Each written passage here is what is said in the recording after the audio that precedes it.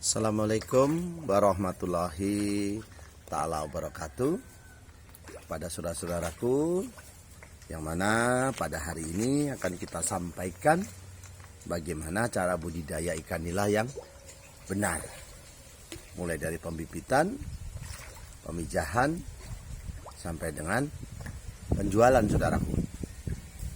Yang mana kita sebagai pembudidaya ikan nila, saudaraku, yang perlu kita sampaikan sesuai dengan apa yang ada di lapangan, saudaraku. Nah, ini kolam, saudaraku, kolam khusus indukan, saudaraku, yang panjangnya 18 meter, luasnya 12 meter, saudaraku. Jadi 8 kali 12. Jadi yang perlu saya sampaikan, kolam pembenihan untuk indukan ini sebenarnya, saudaraku, tidak harus tembok seperti ini ya, saudaraku ya. Karena kalau kolam tembok seperti ini, saudaraku, dari segi ekonomisnya, dari modalnya cukup besar, saudaraku. Tapi kalau kita bersungguh-sungguh, manjada wajada, bersungguh-sungguhlah engkau, maka akan mendapatkan iya. Jadi insya Allah mendapatkan keuntungan yang berlipat, saudaraku, dari budidaya ikan nila indukan seperti ini, saudaraku. Jadi kalau seandainya kita di kolam tanah, saudaraku, di kolam tanah yang perlu diperhatikan adalah tekstur tanahnya, saudaraku, ataupun letak tanahnya. Yang paling terpenting adalah dikeringkan dahulu, saudaraku. Dikeringkan dahulu kolamnya sampai retak-retak tanahnya, saudaraku.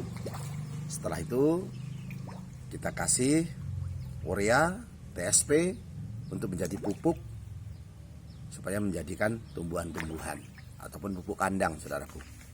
Yang sudah matang ya, saudaraku ya, pupuk kandangnya, supaya menimbulkan tumbuh-tumbuhan yang nanti bisa menjadi pakan ikan, saudaraku, alternatif dari peletnya.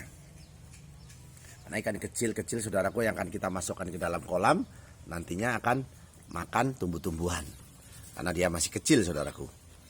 Selain pelet yang ukuran 1000 ataupun ukuran yang terkecil. Jadi kepada saudara-saudaraku yang dimuliakan Allah, jangan lupa, saudaraku, 1 sampai 2 hari setelah itu dikasih air, saudaraku, si tanah tersebut. Kasih air, didiamkan sampai 15 hari atau 1 bulan. Setidaknya ketinggian air sampai 75 sampai sedalam-dalamnya 100 cm pun 1 meter lebih baik, saudaraku. Supaya ikan ini menjadi baik, saudaraku, maka perlu tahapan-tahapan, saudaraku. Seperti pada saat ini kita akan menyampaikan bagaimana cara membuat bibit anakan ikan, saudaraku. Jadi ini anakannya, saudaraku. Ini anakan ikan nila yang seharusnya kita serokin di pagi hari dan sore hari. Nah, ini indukannya, saudaraku. Kadangkala di dalam mulutnya itu masih ada anakannya, saudaraku. Dan anakan itu seharusnya kita ambilin supaya kita pisahkan. Karena kalau tidak kita ambilin, saudaraku, maka anakan ini yang kecil ini bisa dimakan oleh kakaknya yang lebih besar. Tapi ini sudah kita ambilin yang besar-besar, saudaraku, tinggal yang kecil-kecil. Jadi begitu mudahnya, saudaraku. Karena mengembangbiakan indukan nila ini tidak perlu campur tangan orang. Cukup dengan perkawinan massal seperti ini, saudaraku.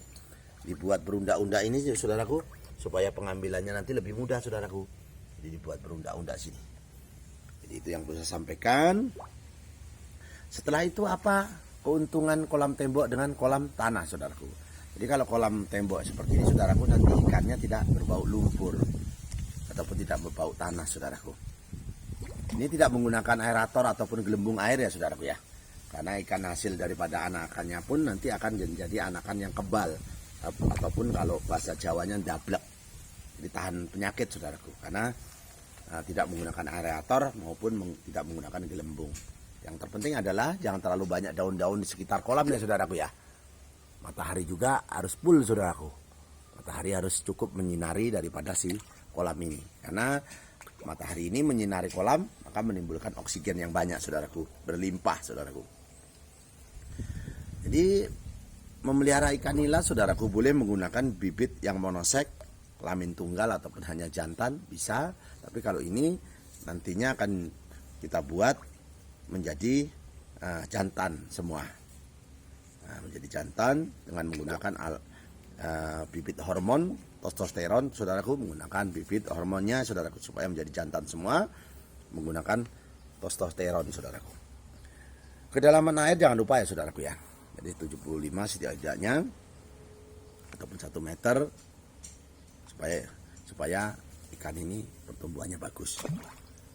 Jadi ikan itu memasukkan ke dalam kolam harus beradaptasi dulu, saudaraku, tidak langsung dimasukkan. Kita ambil, misalnya kita dapat bibit ikan seperti ini kecil-kecil, tapi ini dibesarkan dulu, saudaraku, biar agak besar dulu. Supaya apa? Kalau kita beli bibit itu di pasar maupun di dinas peternakan, saudaraku, yang harga 500 perak ataupun 1000 perak.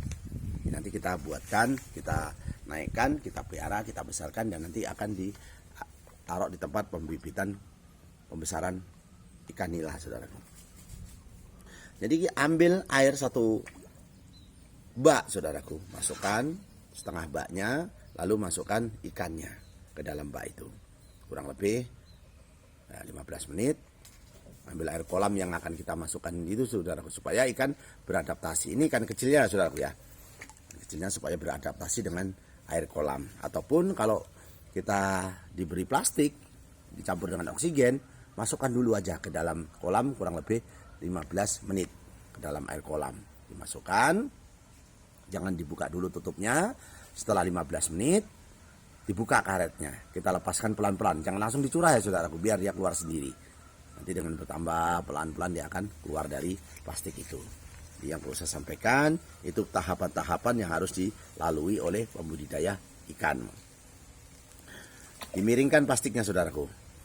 Perhatikan bau air, saudaraku ya. Apabila berbau, maka amonia di dalam air ini berarti banyak, saudaraku. Maka harus diganti airnya. Kurang lebihnya dibuang separuh dan dimasukkan separuh, saudaraku, airnya tadi, saudaraku. Jadi pakan ikan jangan lupa memberi pakan 2 kali sehari, pagi dan sore. Nah, jadi yang perlu saya sampaikan, nanti setelah itu banyak contoh-contoh ikan nila, saudaraku. Ada nila merah, nila gesit, nila citra lada, larasati, nirwana, dan srikandi. Banyak, saudaraku. Jadi air ini, saudaraku, kurang lebihnya 28 derajat Celcius. Dalam arti tidak terlalu panas, tapi kalau matahari insya Allah tidak terlalu panas ya, saudaraku ya. Yang penting airnya banyak. Kalau airnya sedikit maka menimbulkan kepanasan si ikan. Gangguan-gangguan, saudaraku, yang untuk ikan nila ini terutama ular. Tapi kalau kolam tembok seperti ini insya Allah tidak, saudaraku. Kalau di tanah ataupun di persawahan, gangguannya adalah ular, saudaraku. Ular-ular ataupun binatang-binatang bibis itu sering gangguannya. Kadang-kadang burung, saudaraku. Burung tengkek ataupun burung-burung yang kaitannya suka dengan ikan anakan maupun yang besar, saudaraku. Jadi kalau pakai terpal, saudaraku ya, ini kan kolam tembok ya, saudaraku. Jadi kalau pakai terpal dicuci dulu ya, saudaraku, terpalnya. Ataupun setelah terpal itu diisi air, jangan langsung dimasukkan ikan, saudaraku. Dibuang dulu airnya, karena bahan terpal ini mengandung bahan kimia, saudaraku, yang menimbulkan ikan ini tidak mampu ataupun tidak kuat dengan bahan kimia yang bercampur air tadi, saudara. Dibuang dulu baru diisi air, dan jangan langsung dipelihara ikan ya, saudaraku. Diendapkan dulu 3 hari sampai 7 hari ataupun lebih ya, saudaraku. Itu yang perlu saya sampaikan kepada saudara-saudaraku penonton setia Budi Ikan. Kalau kolam tembok seperti ini, saudaraku, ini karena terbuat dari semen ya, saudaraku ya. Jadi ini karena udah lama, itu tidak perlu dicuci lagi, paling dicuci untuk membuang daripada sisa-sisa lumut. Ini udah berkali-kali panen, saudaraku. Jadi berkali-kali panen. Nah, ini tujuannya apa? Ini untuk pembibitan ikan nila. Nah, nanti kalau baru tembok itu baru, saudaraku, itu jangan langsung dikasih air terus dikasih ikan. Dicuci dulu semennya, dibuang bau semen yang bahan kimia tadi, menggunakan gedebok pisang, saudaraku. Jadi gedebok pisang itu dipotong, lalu digosok-gosokkan di dinding-dindingnya semen yang baru itu. Setelah itu diisi air, berapa hari baru diisi ikannya. Jangan langsung nggak dicuci ya, saudaraku, karena semen ini juga mengganggu pertumbuhan si ikan. Yang perlu saya sampaikan, ganti airnya, saudaraku ya, apabila bau. Karena apa? Di dalam air itu mengandung amonia, sisa-sisa makanan ataupun kotoran si ikan itu. Jadi, saudaraku, memilih bibit ikan itu yang lincah, saudaraku ya. ikannya yang lincah-lincah. Kalau bisa ini diharuskan sejajar saudaraku.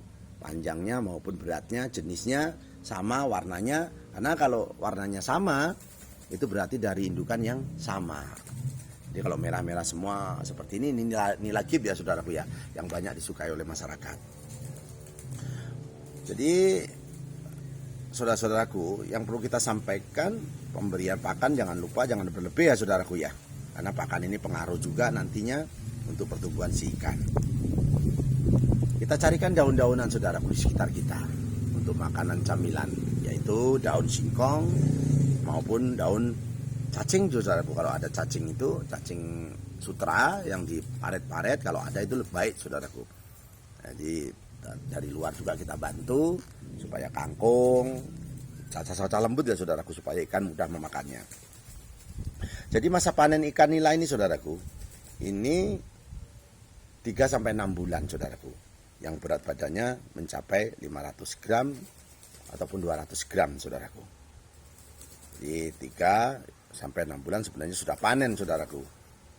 Nah, dalam 1 meter saudaraku, yang perlu kita sampaikan 4 kali 6 saudaraku, itu 1000 ekor. 4 kali 6 supaya jangan terlalu padat, maksimalnya 4 kali 6 itu 1000 ekor. 2 kali 3 saudaraku 500 ekor untuk ikannya saudaraku, untuk bibitnya. Jadi kita bayangkan saudaraku, kita bayangkan kematian diambil 10%-nya. Jadi ibarat kita memelihara 1000, maka yang mati 100. Jadi tinggallah 900. 900 kali 500 gram, maka ketemunya 450 kilo. Jadi 450 kilo saudaraku, kalau sekarang ini harganya 30.000, jadi 900 kali 4.450, maka ketemunya 12 juta saudaraku. Harga 30.000 ya saudaraku ya. Jadi cukup menggiurkan sih sebenarnya saudaraku keuntungannya si ikan nila ini. Jadi para saudara-saudaraku, selamat mencoba, dan ini real saudaraku. Ini usaha betul-betul dari kami Setiabudi Ikan. Bukan hanya ini saja ya kolamnya saudaraku ya, ada 18 titik seperti ini. Nanti kita buatkan konten-konten yang akan datang, cara mengatasi terpal yang bocor ataupun membuat supaya terpal ini awet. Ini kolam tembok ya saudaraku ya. Nanti ada yang terpal dan ada yang tanah. Ini tempat pelatihan saudaraku. Pelatihan anak-anak panti asuhan yatim piatu Setiabudi Peduli. Jadi yang perlu saya sampaikan, semoga kami bermanfaat untuk saudara-saudaraku yang dimuliakan Allah. Sayangilah yang ada di bumi, dan saya yang ada di langit menyayangi kita.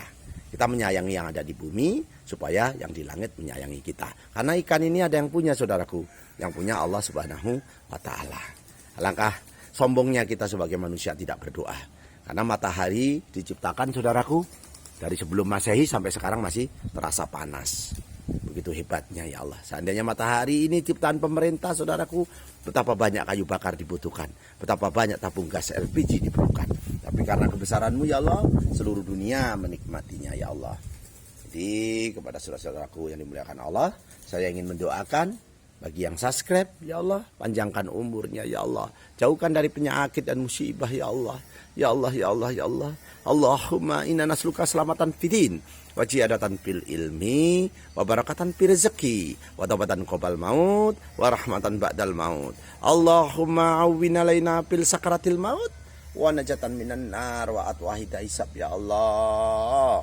Allahumma fa'ana qola'a, wal bala'a, wal pasya'a, wal munkara, wa suyufal muktalibata, wa syada'ida wal minhana mathara, minha wa ma batona min baladina hatta hassa wa min buldanil muslimin, amma innaka ala kulli syai'in qadir ya Allah. Akhiru kalam saya ucapkan, wabillahi taufiq wal hidayah, wassalamualaikum warahmatullahi taala wabarakatuh. Akhirul kalam saya ucapkan pada saudara-saudaraku, selamat bertemu kembali dengan Setiabudi Ikan.